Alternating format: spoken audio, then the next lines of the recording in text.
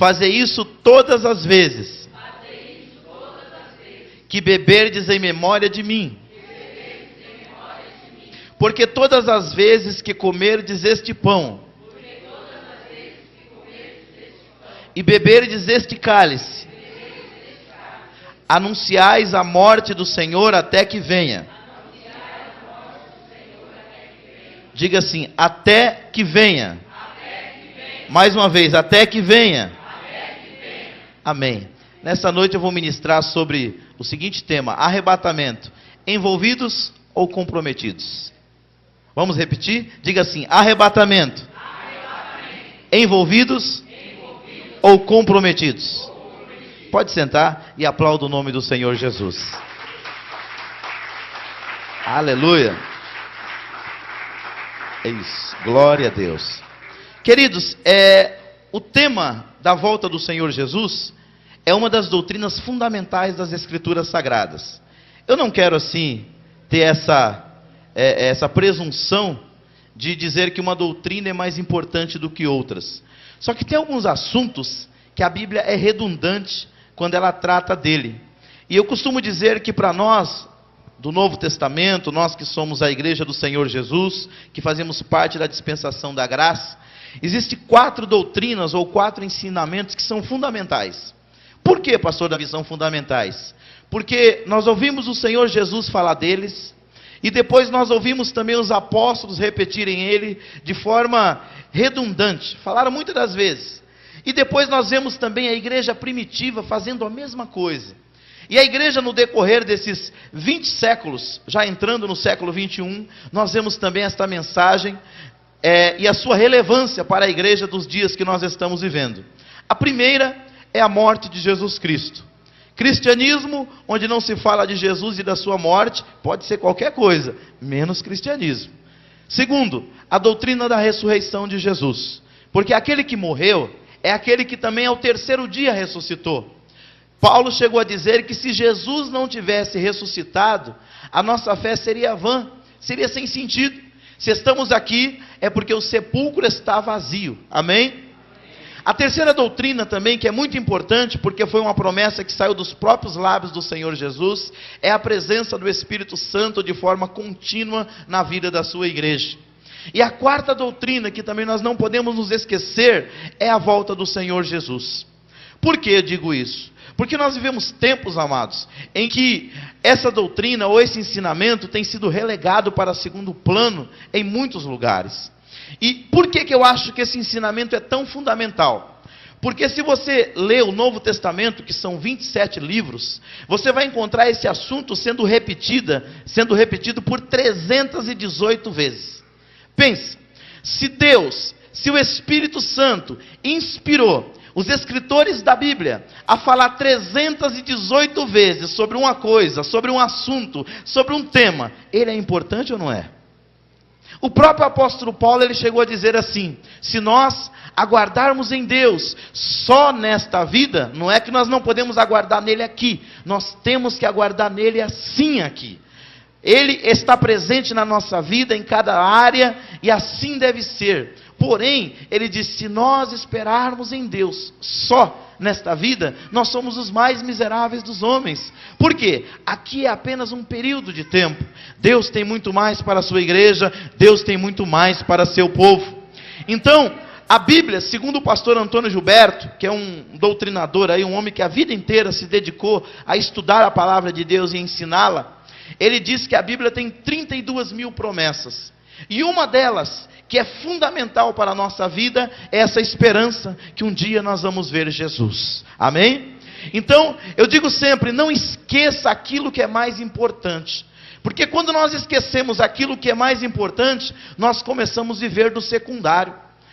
Semelhante a uma pessoa, digamos que você recebe o seu pagamento lá, e digamos que seu pagamento seja 3 mil reais.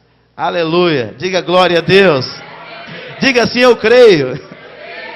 É só trabalhar bastante, estudar bastante, que Deus abençoa. Aí você pega 3 mil reais. É um bom salário para a nossa realidade? É ou não é? Sim. Só que é o seguinte, se você não souber dividir o que é prioridade e o que é secundário, 3 mil é pouco. Eu conheci um senhor, eu trabalhei para ele durante alguns anos. Ele inclusive fazia programas de televisão. E ele ganhava 100 mil reais por mês, só de uma emissora, fora os outros programas que ele fazia. Mas ele devia 200, 300 por mês. Por quê? Mais importante do que o tanto que você ganha, é a maneira que você administra. Então, você pode ganhar 500 por mês. Se você administrar bem, você vai conseguir sobreviver, né? Não viver, mas sobreviver com os 500. Agora, se você se esquecer do que é mais importante, há uma tendência muito grande de você ganhar muito e não conseguir viver bem. A Bíblia Sagrada, ela é cheia de doutrinas maravilhosas, de ensinamentos maravilhosos, de princípios maravilhosos para a nossa vida.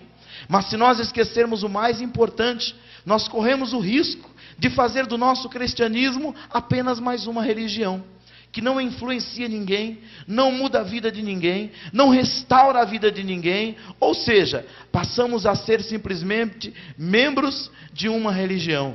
E a proposta do cristianismo não é essa.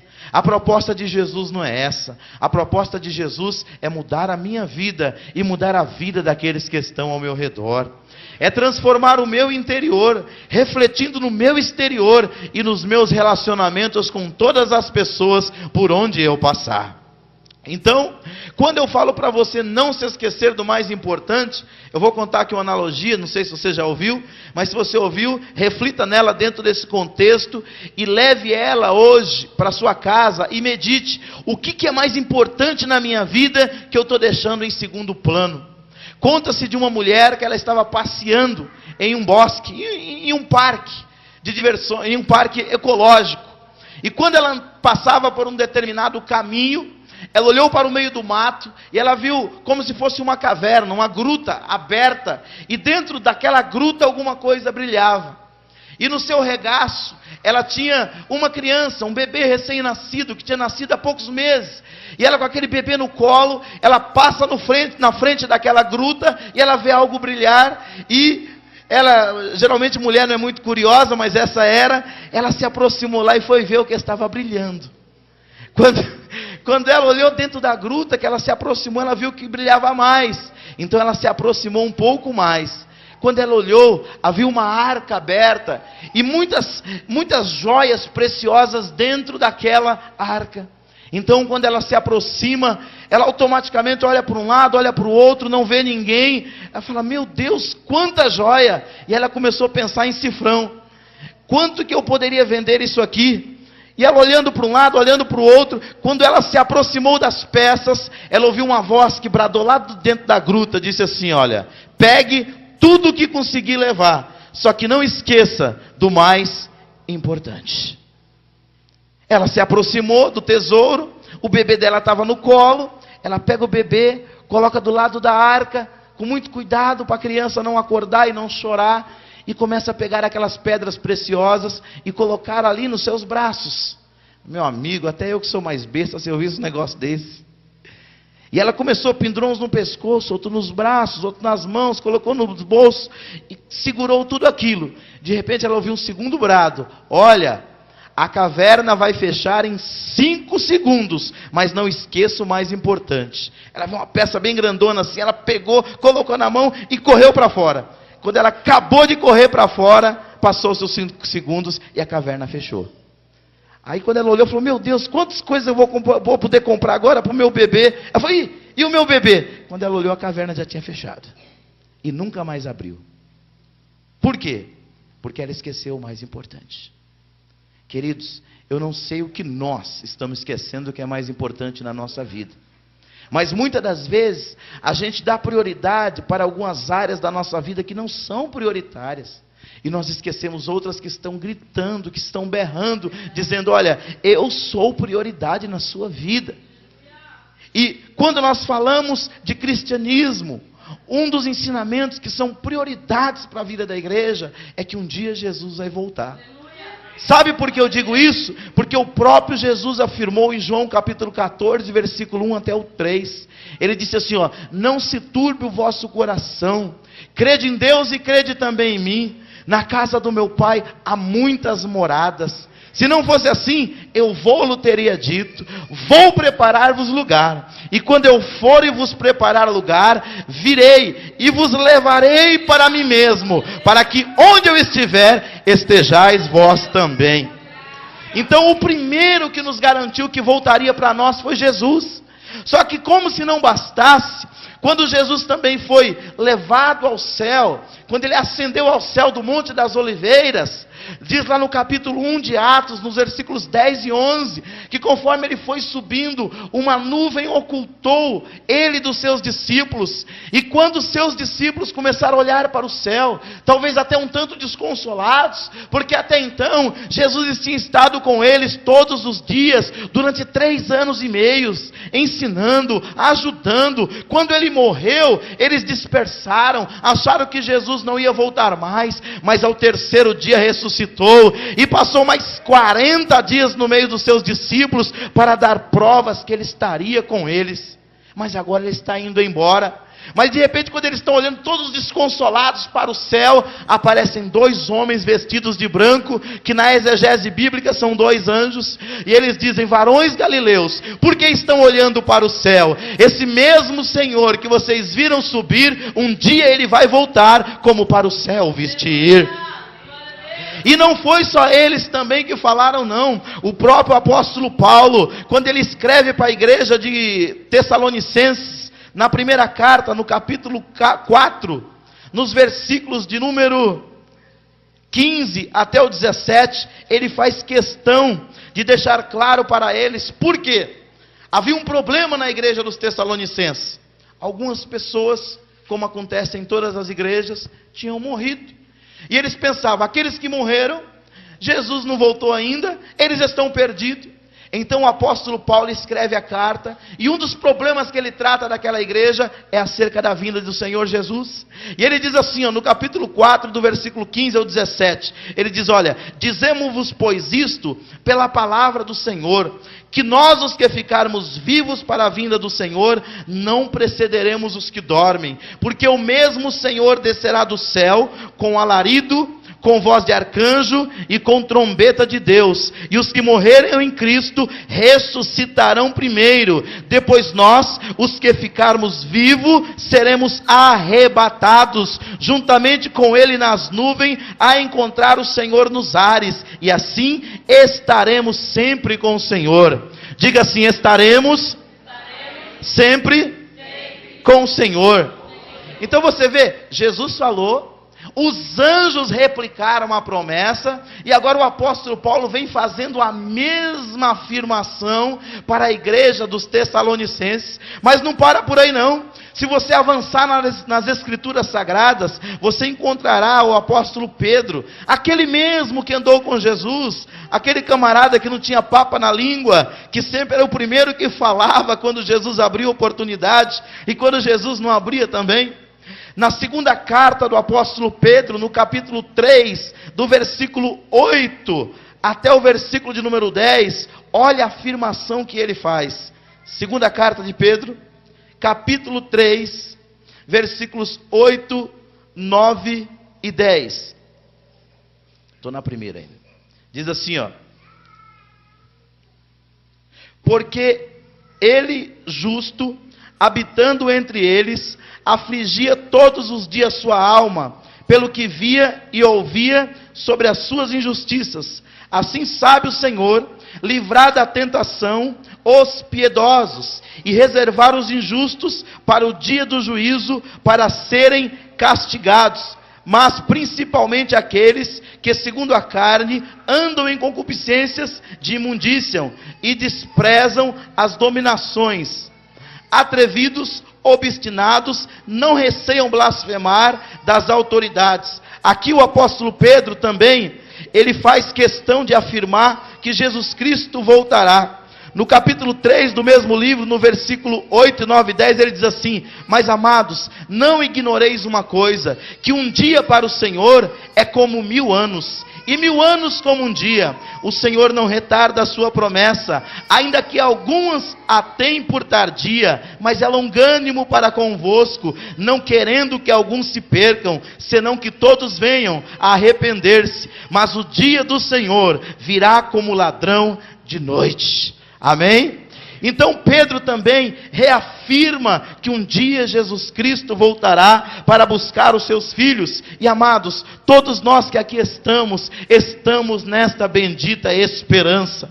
Eu só quero ler mais uma referência com você para reafirmar o que eu estou dizendo, que está no capítulo 3 de 1 João, no versículo 1, 2 e 3, que diz assim, 1 João 3, 1, 2 e 3. Vede com grande amor nos tem concedido o Pai, que fôssemos chamados filhos de Deus. Por isso o mundo não nos conhece, porque não conhece a Ele. Amados, agora somos filhos de Deus, e ainda não é manifesto o que havemos de ser. Mas sabemos que quando Ele se manifestar, seremos semelhantes a Ele, porque assim como Ele é, nós o veremos. E qualquer que nele tenha essa esperança, purifica-se a si mesmo, assim também como ele é puro. Amados, se Jesus não voltar para buscar o seu povo, a gente pode viver uma vida qualquer. Porque ele não vai voltar mesmo, não haverá prestação de contas. Agora, quando você pensa, meu amigo, que a qualquer hora Jesus pode buscar um povo seu, especial, zeloso e de boas obras, a sua perspectiva acerca da vida, ela muda. Por quê? Entra na sua vida uma coisa chamada responsabilidade. Nós estamos aqui não apenas envolvidos com a igreja, nós estamos aqui comprometidos com a igreja de Jesus Cristo. Jesus disse: edificarei a minha igreja, e oxalá que eu e você possamos fazer parte desta igreja que ele veio edificar. Aleluia! Mas pastor Davi, o senhor está falando que Jesus vai vir, mas a Bíblia diz como será a volta de Jesus? Sim, a Bíblia faz algumas afirmações. Não tem como eu te dizer tudo aquilo que a Bíblia diz acerca da volta de Jesus, mas alguma coisa eu posso compartilhar com você. Em primeiro lugar, a volta de Jesus será em um dia comum, porque às vezes a gente fica esperando que aconteça um grande cataclisma para Jesus Cristo vir buscar a sua igreja. Mas a palavra de Deus diz em Mateus capítulo 24, quando Jesus começa a dar algumas menções de como seria o dia que ele via buscar a sua igreja, e no versículo 37 a 39 ele diz assim, do capítulo 24 de Mateus: e como foi nos dias de Noé, assim será também a vinda do Filho do Homem. Até aí tudo bem, né? Aí o 38 diz: porquanto assim como nos dias anteriores ao dilúvio, comia, bebiam, casavam e davam-se em casamento, até o dia em que Noé entrou na arca, e não o perceberam, até que veio o dilúvio e os levou a todos. Assim será também a vinda do Filho do Homem. Queridos, quando Deus chamou Noé e mandou ele preparar uma arca, porque ele ia trazer o dilúvio sobre a terra, sabe o que aconteceu? Muita gente duvidou, muita gente zombou, muita gente escarneceu. Por quê? Na época, segundo os estudiosos da Bíblia, o que havia na terra não eram as grandes chuvas que nós vemos hoje. O que havia era uma brisa que, como diz em Gênesis, nos primeiros capítulos, saía da terra e regava a face da terra. Então o dilúvio era algo novo, era algo diferente, era algo que nunca tinha acontecido. Quando aquele velho maluco começou a construir aquela caixa de madeira, muita gente zombou dele, né? Acho que algumas pessoas que já assistiram Todo-Poderoso 2, né? Aquilo é uma analogia daquilo que aconteceu lá atrás. Então o que nós podemos perceber? Hoje, quando a gente fala de vinda de Jesus, muita gente zomba. Por quê? Porque já se passaram 2 anos e ele não veio. Mas eu acabei de ler aqui em 1 Pedro, que diz que um dia para ele é como 1000 anos, e 1000 anos como o dia que se passou. Para Deus não existe o tempo como existe para nós. Deus, passado, presente e futuro, para Ele é a mesma coisa, porque nós estamos dentro do tempo, nós estamos dentro do Cronos. Deus vive dentro de outra especialidade, Deus vive no Kairos, o tempo está na mão dEle, amém? É por isso que você não deve se preocupar de forma demasiada com o dia de amanhã, Por quê? Porque o dia de amanhã cabe a Deus. Cuide do hoje, cuide do agora, mas se preocupe no sentido de viver um bom relacionamento com Deus, um bom relacionamento com as pessoas. Hoje na escola dominical, nós temos levantado uma questão a semana passada e passamos um vídeo hoje acerca desse assunto, sobre o arrebatamento da igreja.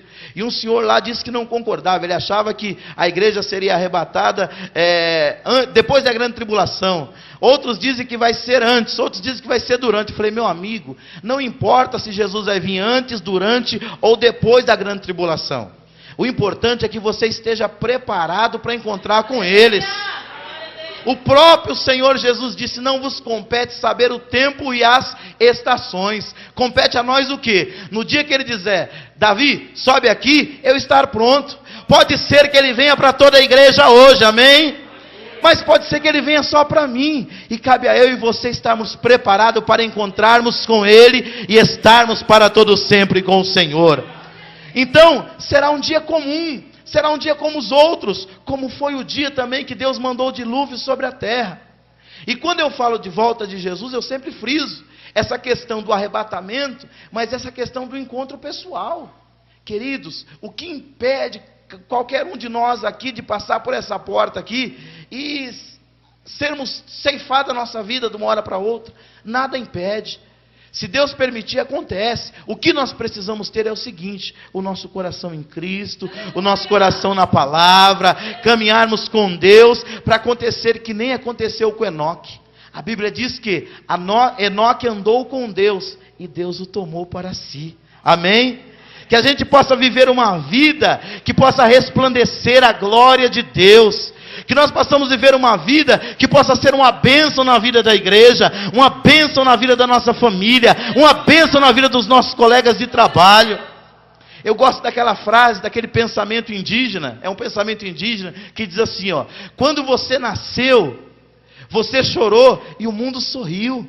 Viva a sua vida de tal maneira que no dia que você morrer, o mundo possa chorar e onde quer que você esteja, você possa sorrir.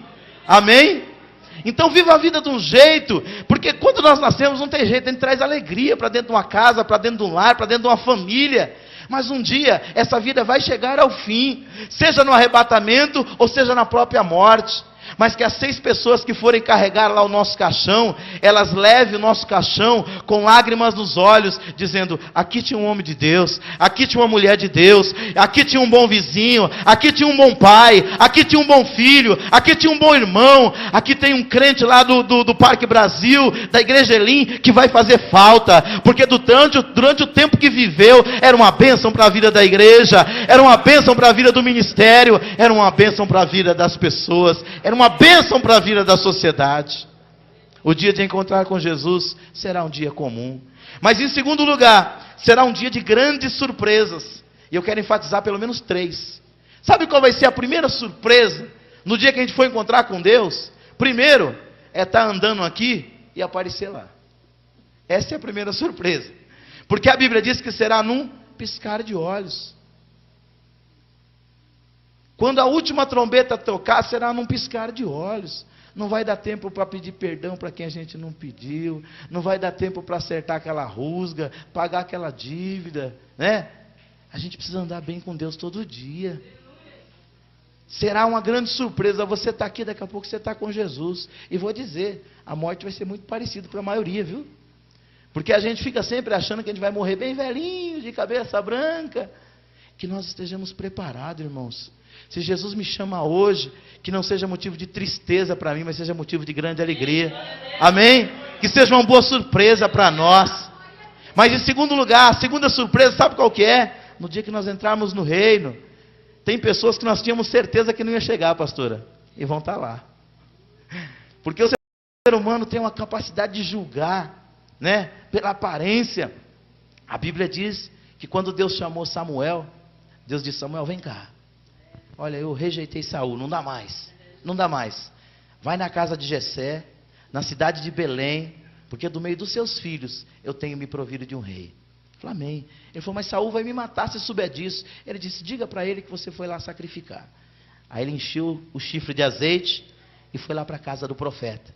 E quando o profeta caminhava na direção de uma casa, irmãos, o povo naquela época tremia. Hoje os profetas estão tão, tá tão desmoralizados, né?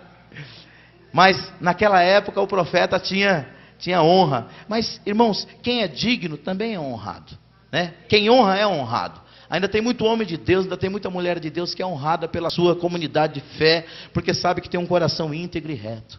E quando o homem se aproximou, veio todo mundo correndo, dizendo: é de paz a tua vinda, porque às vezes o profeta vinha para pronunciar um castigo de Deus. Ele disse: é de paz, eu vim para sacrificar. Junta todos os seus filhos, que eu vou... Deus mandou fazer um trabalho aqui. Ele juntou todos os filhos, menos um. Diz a Bíblia que se apresentaram 7. E quando ele bateu o olho no mais velho, os 3 mais velhos eram guerreiros, da turma de Saul. Na hora que ele bateu o olho no mais velho, ele disse: com certeza está diante de mim um ungido do Senhor. Na hora Deus falou no coração dele: não, porque eu não escolhi. Você, os homens, vê segundo a aparência, mas eu enxergo o coração. Querido, e naquele momento os 7 passaram e não era nenhum. Ele disse: acabaram seus jovens, acabaram seus mancebos. Ele disse: não, ainda falta o menor. Ele disse: pois traz o menor, porque não nos sentaremos à mesa enquanto o menor não chegar. Amém? Nessa hora vale a pena ser o menor, né, igreja? E diz a Bíblia que quando o menor chegou, deitaram o azeite, e aí daquele dia o Espírito Santo se apoderou dele, e ele se tornou o maior rei da história de Israel. Até hoje, já se passaram mais de, se eu não me engano, 3.000 anos. E até hoje, quando as pessoas olham para a bandeira de Israel, lembram de Davi. Porque a estrela de Davi são dois deltas. Aqueles 2 triângulos são 2 deltas. São 2 letras do alfabeto hebraico. É a primeira letra e a última letra do nome Davi no hebraico. Quando os judeus batem o olho, quando eles olham para a bandeira, eles lembram de Davi. Deus o honrou. E vai ter muita gente que hoje, muitas das vezes, não tem aquela fortaleza para estar na frente, mas ela é perseverante. Jesus disse assim: aquele que perseverar até o fim, este será salvo. Você não precisa ser, como é que se diz, um super-herói evangélico, não. Mas Deus quer que você persevere. E muitas vezes a gente olha e despreza: esse aí não vai conseguir chegar. Mas quando ele está bem desanimado, ele clama por socorro, o Espírito Santo vai lá dar mais uma forcinha com ele, e ele vai andando mais algumas milhas. E a terceira e última grande surpresa é que quando nós chegarmos lá, tem gente que a gente tinha certeza que ia estar, e não vai estar. Diga misericórdia. Misericórdia, irmãos. Por quê? As aparências enganam, né? As aparências enganam. Só quem sabe de mim, só quem sabe de você é você. Então, que a gente possa andar com Deus de tal maneira que um dia nós sejamos partes do reino dele, que vai entrar por toda a eternidade. Amém? Glória a Deus. E para mim concluir, será um dia glorioso, mas será um dia em que nós seremos arrebatados. No momento, nós seremos glorificados, encontraremos o Senhor nos ares e receberemos o nosso galardão. Quando nós olhamos para a Bíblia, em 2 Coríntios capítulo 5, versículo 10, está escrito que todos havemos de comparecer ante o tribunal de Cristo para recebermos aquilo que nós tivermos feito.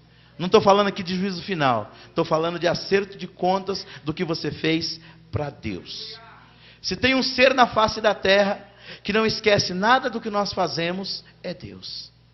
Ele só esquece das coisas erradas que a gente pede perdão. Isso aí ele lança lá no mar de esquecimento e ainda diz que é proibido pescar. Para de pescar o passado dos outros, viu? Porque nem Deus não lembra dele mais depois que a pessoa se arrepende. Vamos parar de ficar jogando o passado dos outros na cara dos outros, tá bom? Deus já perdoou ele, Deus já perdoou ela e Deus já perdoou você também, amém? Romanos diz que aquele que está em Cristo, portanto agora nenhuma condenação há para aqueles que estão em Cristo Jesus, amém? Que não andam mais segundo o pecado, que já não andam mais segundo a carne, mas andam segundo o Espírito, segundo a lei da vida, segundo a lei do amor. Nós temos que parar com esse negócio de ficar jogando o passado dos outros na cara dos outros. Deus não faz isso com a gente, e a gente não pode fazer isso com os outros. Aleluia! Então neste dia nós seremos galardoados. E o grande tribunal de Cristo não é para prestar conta de coisa errada, não. Porque ali só estarão salvos. Juízo final é outra história. Estaremos ali, sabe para quê? Para receber o galardão por aquilo que fizemos para Deus. Deus tem visto o que você tem feito para Ele.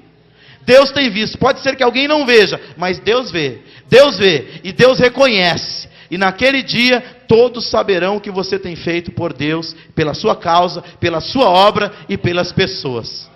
E eu quero encerrar dizendo o seguinte, que como nós devemos aguardá-lo? Em primeiro lugar, com paciência. Tenha paciência em nome de Jesus. Tem muita gente que começou com você e comigo, mas desistiram da fé. Sabe por quê? Porque eles faltaram a paciência.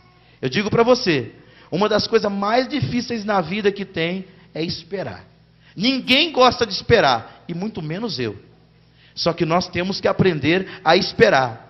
Quando Tiago ele escreve a sua carta, olha o que ele diz, falando sobre paciência. Porque às vezes nós somos tão apressados, irmãos. E nessa pressa que nós temos, sabe o que acontece? A gente mete o pé pelas mãos, a gente faz besteira. Mas a Bíblia diz assim, irmãos, em Tiago capítulo 5, versículos 7 e 8. Sede, pois, irmãos, pacientes, até a vinda do Senhor. Eis que o lavrador espera, diga espera, o precioso fruto da terra, aguardando com paciência, diga paciência, até que receba a chuva temporã e seródia. Sede vós também pacientes, diga paciente, fortalecei o vosso coração, porque já a vinda do Senhor está próxima.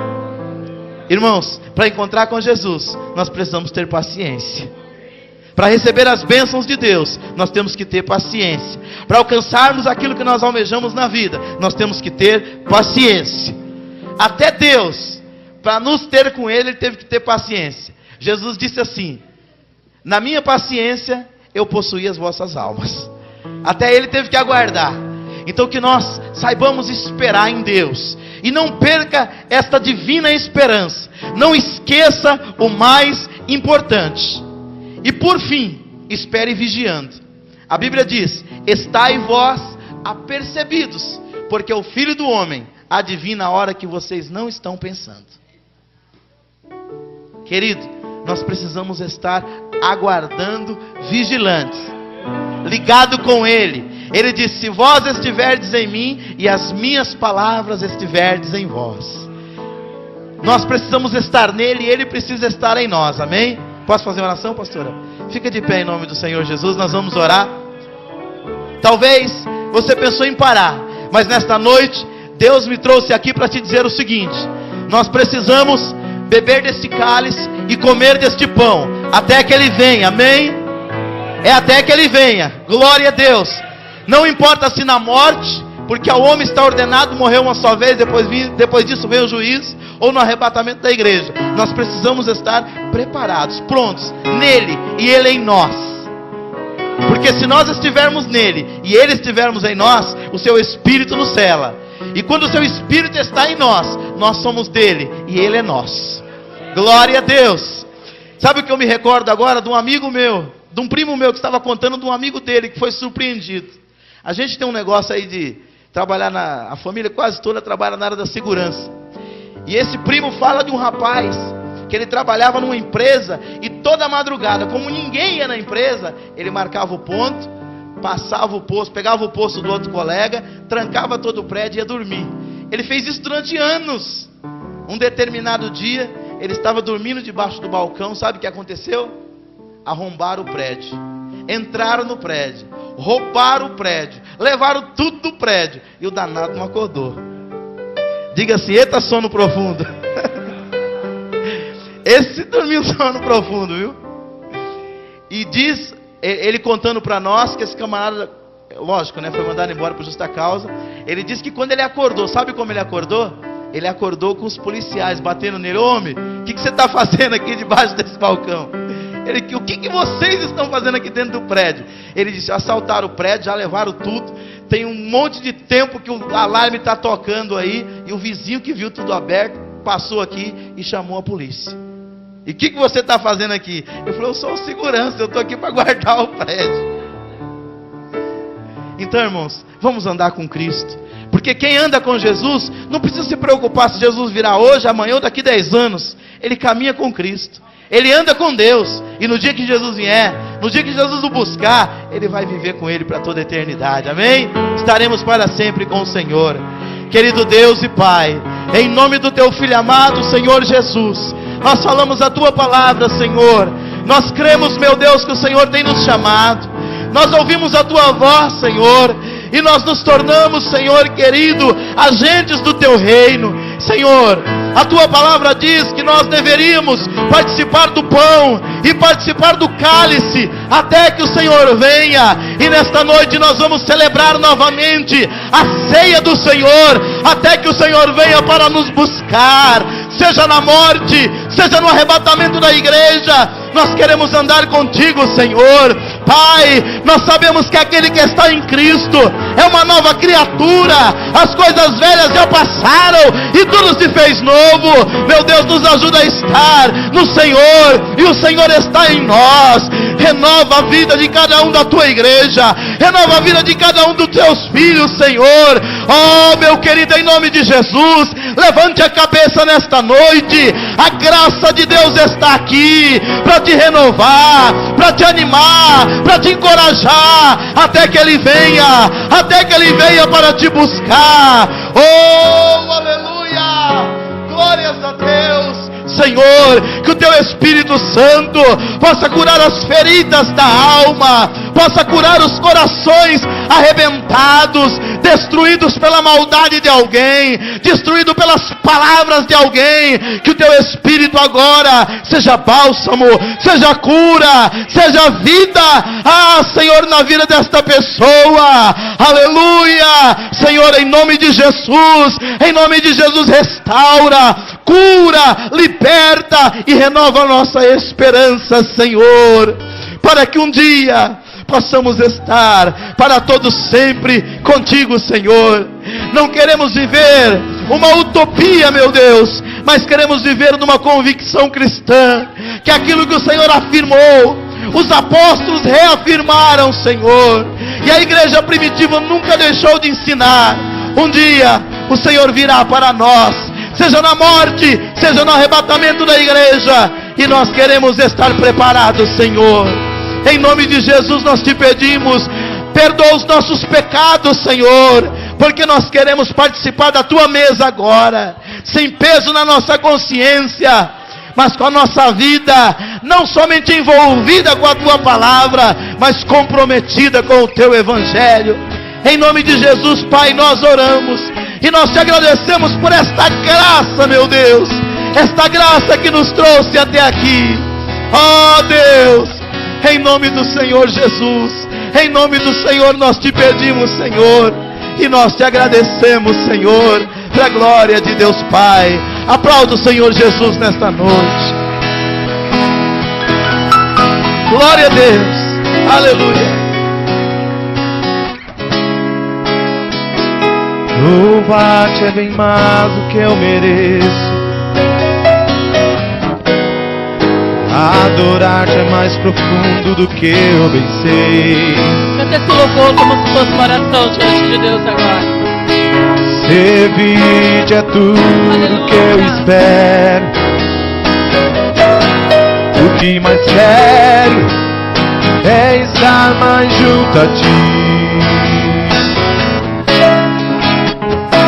derramar perante ti os meus anseios. A minha oferta nesta hora é a verdade, e te mostrar os meus pequenos sonhos. Ah, Senhor, como eu dependo de ti para me curar, para me ensinar o caminho que devo seguir. Podes me usar, Senhor, como tu bem queres. Abre o meu coração.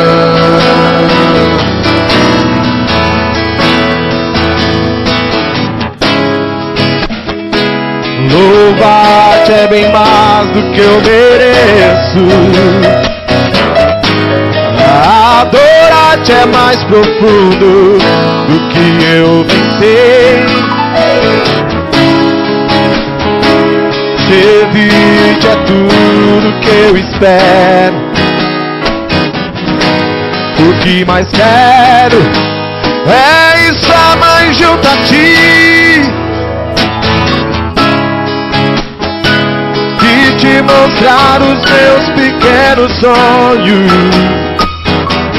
Ah, Senhor, como eu dependo de ti.